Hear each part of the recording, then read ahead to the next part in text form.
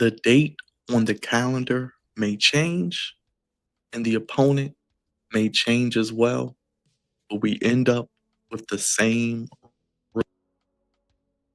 football team fought valiantly today at home against Nebraska.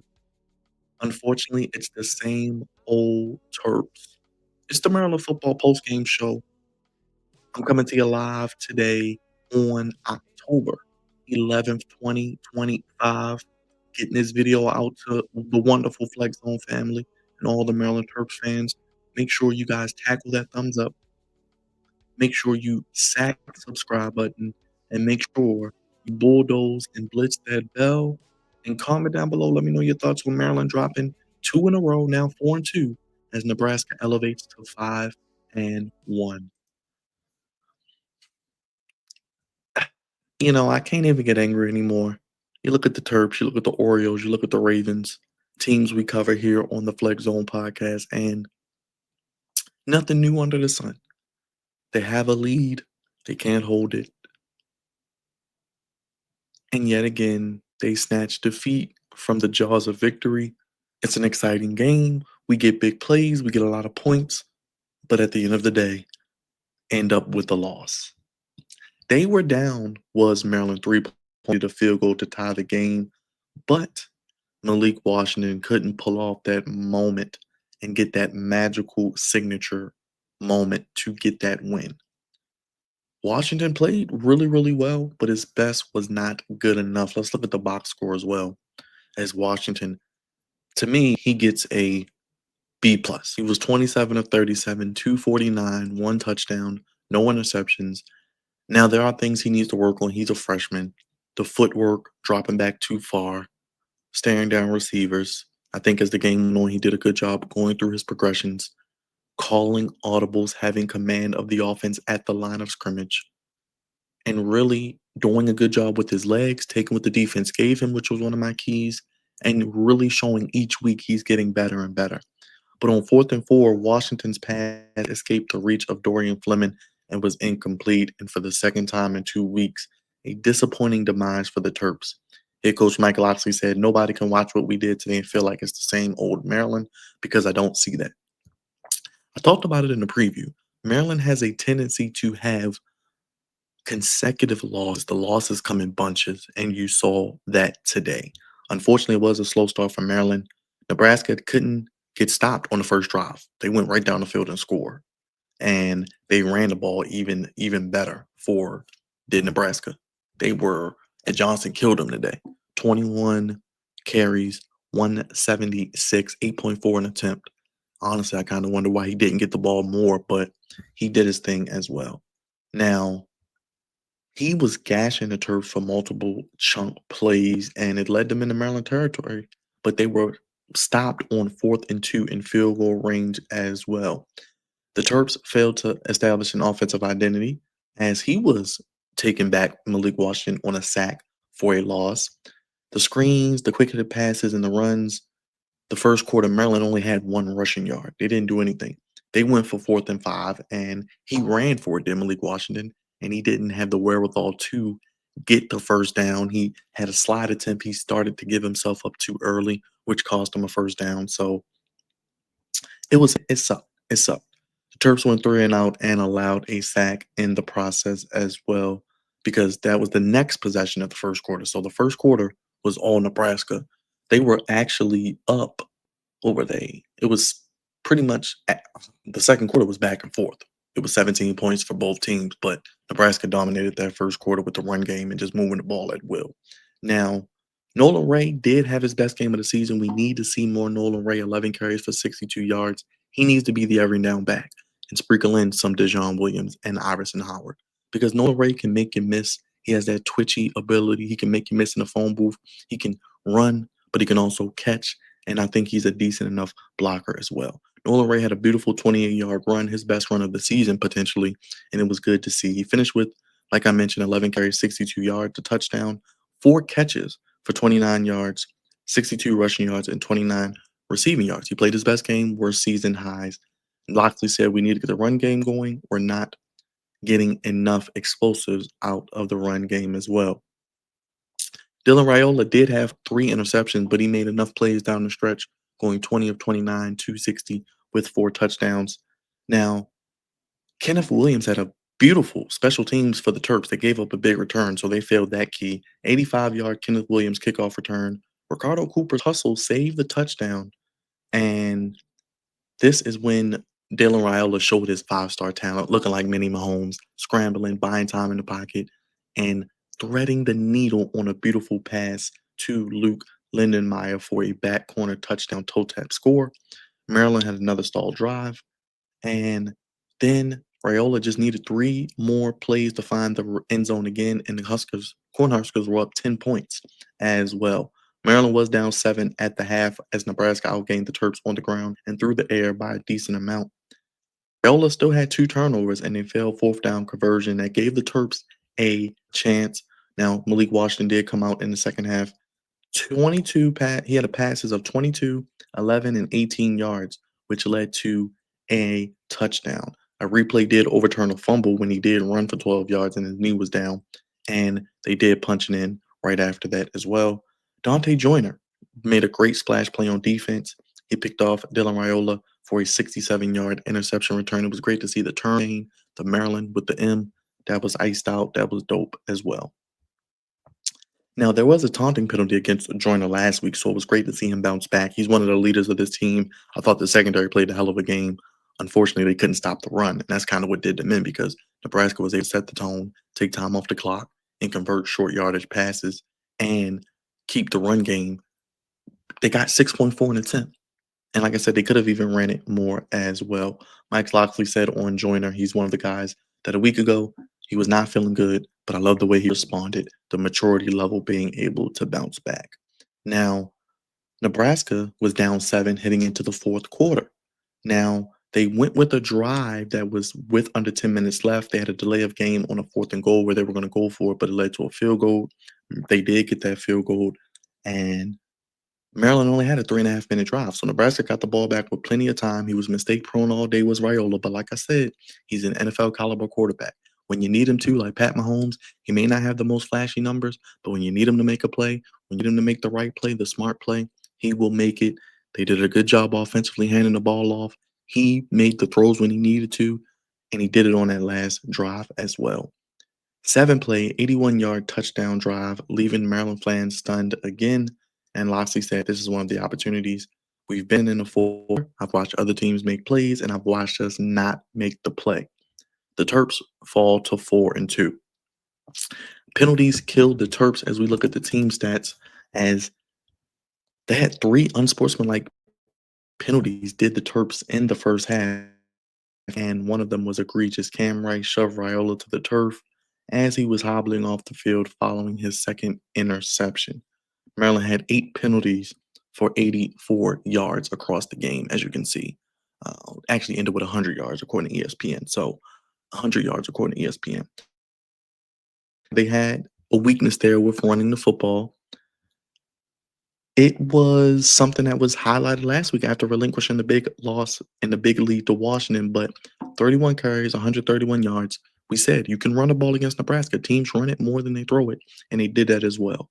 Now, Mike Locksley's coaching staff had a chance to bounce back, but another step in the wrong direction as Maryland now has to go to UCLA, then host Indiana on homecoming for the next 2 weeks with 2 wins needed to make a bowl game. Now it looks like we're headed back down the where they're going to get the next 2 wins from.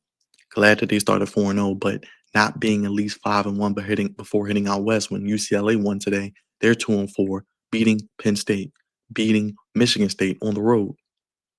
Nico Iamaleava, he's a quarterback that can do it with his arm and his legs. He's going to be a handful for Maryland to contain, but Maryland was 7 for 15 on third down. Good for them because they're one of the worst teams in the Big Ten on third down conversion. So that's going to be a key coming up against UCLA next week, where they're 11 o'clock, by the way.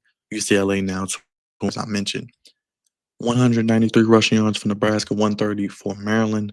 Both teams ran it 30 times, and Maryland actually won time of possession as well. Both teams were 0-4 on fourth down. Neither team could convert. Nebraska 453 yards, Maryland 379. Maryland 249 through the air and passing 260. You see the leaders there as Defensively, the DBs were doing it today. Let's go back to the box score because I do wanna highlight that the DBs played really, really well on the defense. Levon Scruggs did a great job tackles. Jalen Husky, 7 tackles. Zaire Mathis had another sack. Daniel Wingate, 7 more tackles. Jamari Glasker, part of that DB group, 4 tackles, 2 tackles for a loss. He made some great plays in the run game as well. Dante Joyner, 3 tackles. Messiah Delhomme had an interception. He did a great job today as well. And yeah, Maryland didn't get a lot of pressure today. They had only 1 sack, and I think that sack was on a kneel down. So that wasn't even a traditional sack, and that was going into halftime. So it is what it is. Like I said, with the special teams, Kenneth Williams had the 85-yard return, 2 for 108, 54-yard average. Nothing really in the punt game, 2 for 3 yards, 1.5-yard average, and nothing for Maryland either. 1 kick return for 21 yards and 1 for 14 yards from Cooper and Howard. They need to find the spark in the return game. Kicking game, O'Hara was 1 for 1, 37-yarder, 4 for 4 in his extra points. He continues his great season. Bryce McPherson picking up where he left off, best punter in the Big Ten, 5 for 204, 40.8, average 2 inside the 20. So big ups to the punting game of Maryland, keeping him in the game. And unfortunately, we didn't even get an opportunity for O'Hara because they were saying on the broadcast he can probably kick it from about 60. So give a big ups to the kicking and punting of Maryland.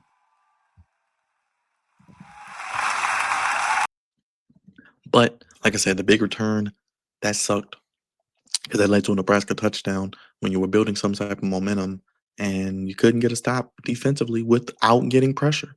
I don't care how good your DBs are. I don't care how good they can cover. They can't cover forever. You give an opportunity up and you can't get consistent pressure. You only get 1 sack. Like I said, that was on a kneel down. We knew Nebraska's offensive line was good. They've had some, questions at the tackle positions, but they did a good job today holding up. They were able to establish the run, help out Raiola, slow down that pass rush, and see. Z Hunter 5 for 125, 2 touchdowns. He did really well. And, that 64-yard touchdown, he was virtually untouched. Lindemeyer had a touchdown. Dane Key, 43 yards with a touchdown. Emmett Johnson also caught 2 passes for 20 yards. Barney Jr. did good. I mean, they spread the ball around very, very well, and you can see Maryland did the same. Knott's 5 for 62, kind of becoming wide receiver 1. Smith Jr. is having a good year. Good to see him involved every week. 3 for 35. DeJuan Williams, 5 for 35. A lot of checkdowns. They did today with the running game, use a lot of screens and checkdowns to the running backs, which I thought were good plays to be an extension of that running game. Webb, 2 for 25. Now, Washington did have a dime to Leon Houghton Jr., 1 for 21 yards, his touchdown of his career, I believe. Farouk 2 for 15 as well. Now, like I said, I like how Malik spreads the ball around. I like that the offensive line has done a really, really good job, in my opinion. Not what they gave up 1 sack today, and that was on the keeper by Malik, where he was tackled behind the line. So both teams' offensive lines did really, really well today. So no pressure really from the defense, and neither defense really was stopping the run either. So it was a shootout. It was an over game. And once again, Maryland loses in a tough overtime thriller. They do head to UCLA, like I mentioned. They're 2-4, 2 straight wins in a row. Nico Iamaleava. You got to stop that, brother. You got to stop him. You got to keep him in the pocket. You got to contain his athleticism, and you can't let him run around like a crazy man. That's going to be something to look forward to. In Nebraska, games like this, they lost last year. I look at Maryland. They're a young team. A year from now, maybe they can be like Nebraska, where they can snatch victory from the jaws of defeat and not be like the team now, where they're wetting the bed and coming up short again in these close games where they learn how to close. Nebraska's a good team. Their secondary is really, really good. They weren't giving up much air. Like I said, it was only 6.7 per attempt, so it was a lot of dink and dunk. Raiola was at 9. So neither, like I said, both defensive backfields did pretty good. Unfortunately, without a pass rush, when you can't cover, you can't cover forever. You get turnovers, but unfortunately, on the other end, you give them that opportunity. You don't stop them. You don't hold them to field goals in the red zone. You give up the touchdown. You can't get off the field on 3rd down. And really, it started with not being able to stop the run. It pretty much made Nebraska have some sort of balance. They were able to take the ball out of Raiola's hand. They were able to implore him with some confidence. Then he was able to heat back up. And like I said, the pass rush was non-existent. And it kind of did Maryland in, unfortunately, yet again. Maryland falls to 4-2 after this loss. Nebraska goes to Minnesota on Friday night. Maryland has a date with UCLA, like I mentioned, on next Saturday. That is a 7 p.m. kickoff as well. And, you know, the Dylan Raiola 3-yard touchdown to Dane Key with 108 was the difference in the game. Raiola 264 touchdowns, 3 interceptions. And the Cornhuskers were up 10. They gave up the lead and they came back as well. Now, Nebraska was 10-35 in its last 45 one-score games. They're 2-1 this season, so they're turning it around. They've had a rep like Maryland had. They're turning it around. Matt Rule, year 3, doing a really, really good job turning this team around. Now, I don't know what to expect going on West. At least a 7 p.m. start. Normal, it'll be more normal for the Terps. I'm guessing they'll leave hopefully by Wednesday, get out there by Thursday, and then adjust for Saturday night game. And we'll see what happens. But, you know, it kind of sucks. It kind of sucks because you get the opportunity on defense, and from there you can't capitalize. You probably should have scored 40 points. You don't score any points in the fourth quarter. You don't score any points in the first quarter. That's why I always say start fast and you got to close. They didn't start fast and they couldn't close. They were able to score 17 in the second and 14 in the third, but you got to be able to start fast and you got to be able to close, always be closing. And Nebraska actually played a little sloppy as well. So 2 straight weeks, they didn't wet the bed. They did compete. They came back from being down double digits. And unfortunately, the crowd was great. Shout out to all the Terpsville in the show. But Nebraska's first 3 touchdown drives took a total of 6 plays. So Nebraska started fast. Maryland didn't. The comeback effort fell a little short. Maryland couldn't hold a lead, which we've seen throughout the years, no matter who the team is, no matter what the talent is, and they fall yet again. But make sure you guys check out what we do here with Maryland content. We cover Maryland front, back, side to side. So make sure you guys subscribe, stiff arm that subscribe button, tackle that thumbs up, blitz that bell, comment down below. Let me know your thoughts on Maryland. Unfortunately, losing another thriller, close game at home. Unfortunately, 2 straight home losses. Fall to 4-2, 1-2 in the conference. Nebraska 5-1 now, 2-1 in the conference. But we see Malik Washington. He is going to be the best quarterback in this conference, in my opinion, within the next year. He hung with Dylan Raiola. Unfortunately, they couldn't get the explosive plays that they needed to. They did run the ball better, but they need to get more explosive plays in this offense. We saw last week against Washington, they couldn't run the ball. Now they could run the ball, but they couldn't get those plays in crunch time in that signature moment to get the win. Had some opportunities. I think Malik missed the guy as well, open down the line and Smith, but it's going to come with experience. These are part of the growing pains with a freshman quarterback and a freshman-led team. And hopefully Michael Ossie can see it through. Like I said, I would give him at least through next year with his recruits. Malik Washington got to get down. Don't slide and give yourself up. Get the first down. Throw the ball away if you have to. Don't drop back too far with your footwork and your mechanics.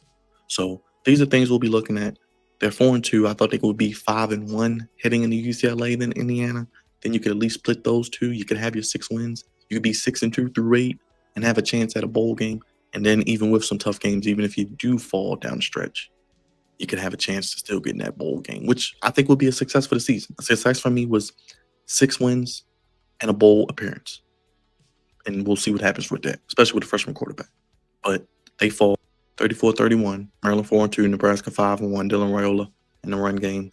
And the clutchness of Nebraska do it yet again in the coaching adjustments by Nebraska, keeping the Terps scoreless not only in the first quarter, but in the fourth quarter as well. Yours truly, God's favorite host, Maryland Terps Post-Game Show, another one in the books. Next week, we'll probably do a watch for Maryland and UCLA leading into AEW Wrestle Dream as well. 7 p.m. kickoff next week from the Coliseum. Yours truly, God's favorite host. Thank you for watching. Hope you guys enjoyed it. Let me know your thoughts on the game down in the chat. Hit the subscribe button, hit the like button, hit the bell. I'm gone, y'all. I'll see you with the next Maryland Terps video this week, previewing the UCLA game, and we got some basketball content to do as well. Break down the schedule, the broadcast time, and take a look at where they project Maryland to finish in the Big Ten. It's basketball. It's less than a month away. And yours truly, God's favorite host, will be here covering the Terps, as we do here on the Flex Zone Podcast, your home for professional sports, professional wrestling, giving it to you how you want it, when you need it. I'll see you on the next edition of the Maryland Preview and Post Game Show.